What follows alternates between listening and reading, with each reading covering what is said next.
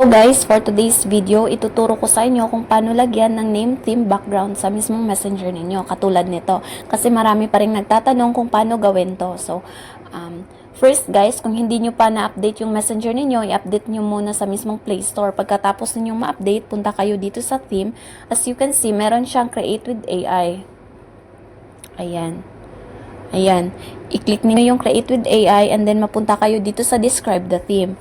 For example guys, pink flowers. Paalala nga lang po dito sa last word ng caption ninyo, pwede ninyong lagyan ng name na nagugustuhan ninyo. For example, ganito, Anami write on it. Ayan, i-generate na natin.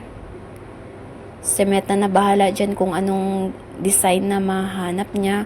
Kung hindi nyo naman magugustuhan, pwede niyo namang i-generate into another background. Ayan, as you can see, hindi pa siya okay.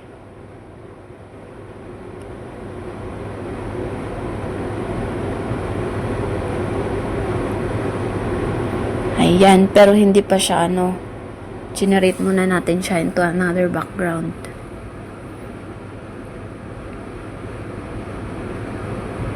Ayan.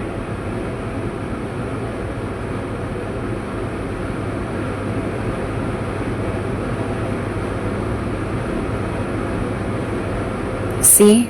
As you can see, maganda naman siya. Meron naman siyang name, pero hanap ulit tayo ng iba. Ibang design. Hindi iba na iba. Char. Nahanap pa talagang maghugot. Yan. Wala pa siyang name. And then,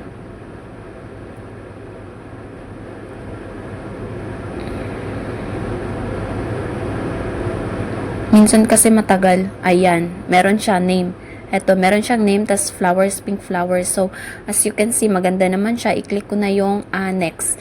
And then, dito naman tayo sa create. Ayan, guys. So, as you can see, napapalitan na yung name natin. Ayan. Hope ako, guys, may natutunan kayo sa video na ito. Maraming salamat sa panonood. Don't forget to subscribe na din para marami akong may upload sa sunod. And then, mapapanood din nyo yung mga next upload ko. Salamat, guys. Maraming salamat.